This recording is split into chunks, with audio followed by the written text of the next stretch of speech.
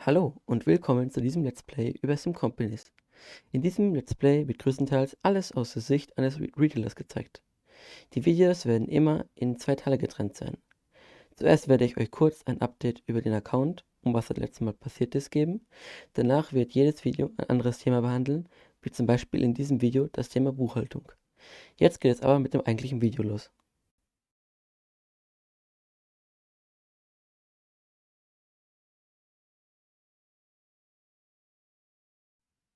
Ich habe bewusst das Tutorial weggelassen, da es dazu bereits ein Video von einem anderen YouTuber gibt, welches ich für euch in der Infobox verlinkt habe. Außerdem habe ich vieles nebenbei am Handy gemacht, dass ich davon leider keine Aufnahmen habe.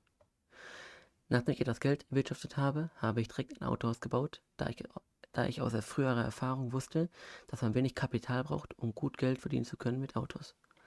Ein Autohaus kostet, je nach Wirtschaftslage, ungefähr 20.000 Dollar. Gleich nachdem das Autohaus fertig gebaut war, habe ich mich auf die Suche nach einem Lieferanten gemacht, der mir zu guten Preisen jegliche Art von Autos und LKWs liefern kann. Es gibt verschiedene Arten von Autos und LKWs. Es gibt Mittelklasse Elektroautos, Luxus-Elektroautos, Mittelklasse-Autos und Luxusautos. Und natürlich LKWs.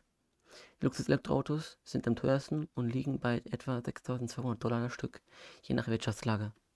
Ich wollte zuerst schauen, ob ich einen LKW-Lieferanten finde. Hierfür habe ich die Tech-Suche in der Warenbörse benutzt. Um die Tech-Suche zu nutzen, muss man in der Warenbörse ein Produkt auswählen und danach auf die Tech-Suche klicken.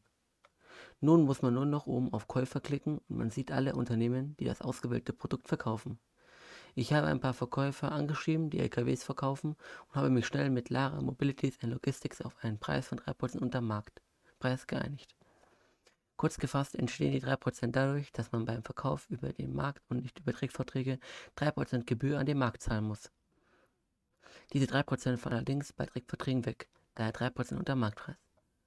Andere Vorteile von Trickverträgen werde ich euch genauer in einem anderen Video erklären. Ab dem Moment begann ich kontinuierlich zu wachsen. Durch das Verkaufen von LKWs und den Ausbau konnte ich schnell verschiedene Errungenschaften, wie zum Beispiel Einzelhändler oder Arbeitgeber, erfüllen und habe so einen Haufen Geld bekommen. Beim Einzelhändler zum Beispiel habe ich etwas mehr als 55.000 insgesamt bekommen. So konnte ich es mir leisten, neue Autohäuser zu bauen und damit noch mehr LKWs für die Autohändler zu verkaufen. Bereits nach ein paar Tagen habe ich so Level 10 erreicht und damit den Verkauf meiner Anleihen freigeschaltet. Kurz gefasst sind Anleihen eine gute Möglichkeit, Geld zu bekommen. Man muss aber für die verkauften Anleihen täglich Zinsen zahlen und man hat nur begrenzte Anleihen, die man verkaufen kann. Was Anleihen genauer sind, werde ich euch ebenfalls in einem meiner nächsten Videos detailliert erklären.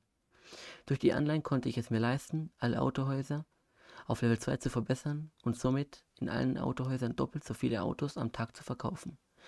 Ich hatte sogar so viel Geld, um mir für 140.000 Dollar ein Freizeitgebäude zu bauen. Genau gesagt eine Burg, wodurch mein Verkaufsbonus erhöht wurde und ich pro LKW mehr Profit gemacht habe und noch schneller LKWs verkaufen konnte. Und das war es auch schon zum Account. Nun zum heutigen Thema, der Buchhaltung.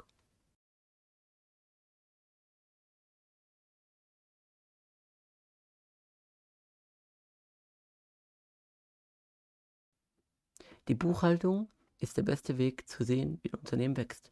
Wenn man die Buchhaltung öffnet, sieht man oben zuerst den Bar Ein- und Bar Auszahlungen, also Transaktionen mit deinem Geld, wie zum Beispiel wenn du dein Produkt kaufst oder Produkt verkaufst.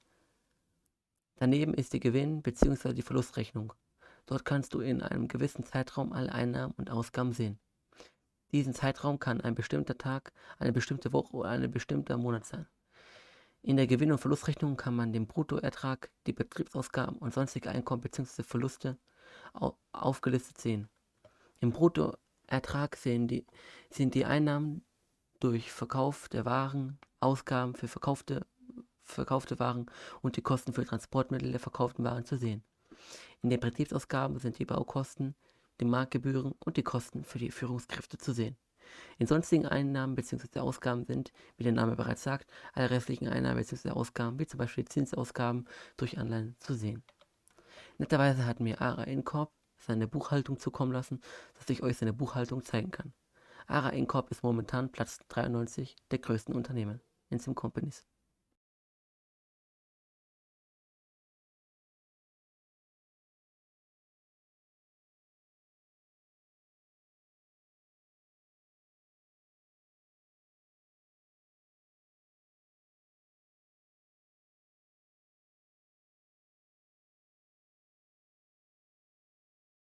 Weiter unten kann man links die Bilanz sehen.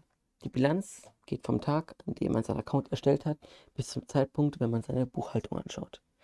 Die Bilanz ist ebenfalls in mehrere Kategorien aufgeteilt: dem Umlaufsvermögen, dem langfristigen Vermögenswert, dem Gesamtvermögen, den Verbindlichkeiten, dem Eigenkapital, der Gesamtverschuldung und Eigenkapital und dem Unternehmenswert. Das Umlaufsvermögen ist alles, was man verkaufen kann und erneut zu Geld machen kann, zum Beispiel Bargeld, Materialien oder Fertigerzeugnisse. Das langfristige Vermögen sind Einlagen, also Kautionen für Staatsaufträge, Investitionen in Anleihen, Gebäude und Patente. Der Rest ist selbsterklärend. Auf der linken Seite ist der Cashflow von dem Zeitpunkt, den man oben eingestellt hat. Der Cashflow ist aufgeteilt in operative Tätigkeiten und Investitionstätigkeiten, Finanzaktivitäten und der gesamten Bargeldveränderung. Die operativen Tätigkeiten sind aufgeteilt in Geldeingänge und Geldausgänge. Diese sind nochmal in mehr viele Punkte aufgeteilt, wie Geldeingänge vom Einzelhandel. Der Rest ist ebenfalls selbsterklärend. Auch hier blende ich euch die Buchhaltung von ARA Incorp ein.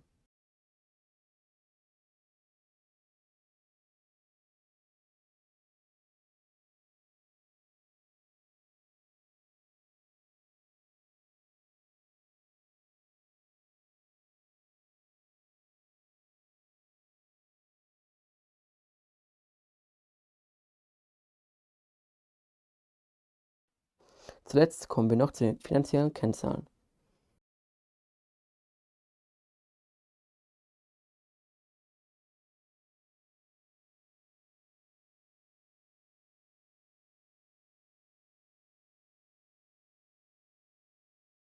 Die Rentabilitätskennzahlen sind ebenfalls nochmal in verschiedene Bereiche wie Bruttomarge oder Umsatz pro Mitarbeiter aufgeteilt.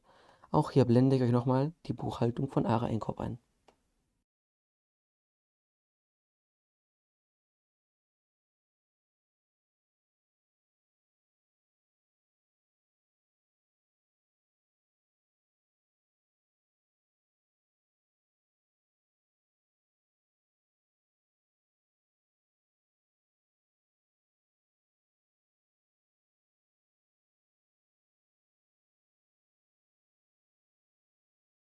Geplant ist einmal in der Woche ein Video am Sonntag, das genau wie dieses Video in 2 Teile aufgeteilt ist.